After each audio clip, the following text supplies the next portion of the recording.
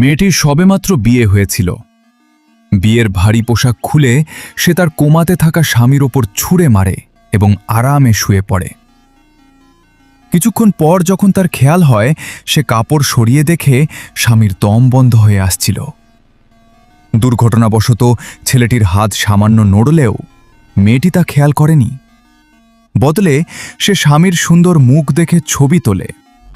এরপর লিপস্টিক দিয়ে স্বামীর মুখে আঁকিবুকি করতে শুরু করে।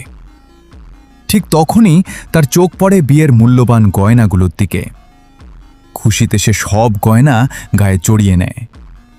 এমন সময় ভরের দাদি ঢুকেই দেখে ছেলেটির জ্ঞান ফিরেছে। দাদি মনে করে এই মেয়েটি ভাগ্যবতী, তাই ছেলে সুস্থ হয়েছে। কিন্তু জ্ঞান ফিরতেই ছেলেটি এই বিয়ে মেনে নিতে অস্বীকার করে। মেয়েটিও নিজের আসল পরিচয় দিয়ে জানায় মায়ের সম্পদ ফেরত পেতেই সেই নাটক করেছে। কিন্তু দাদি তাকে ছাড়তে নারাজ, তাকেই ঘরের বউ হিসেবে রাখতে চায়।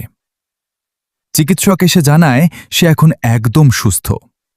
এরপরই মেয়েটি দাদির আশীর্বাদ নিয়ে গয়নাগুলো পরে সেখান থেকে বিদায় নেয়।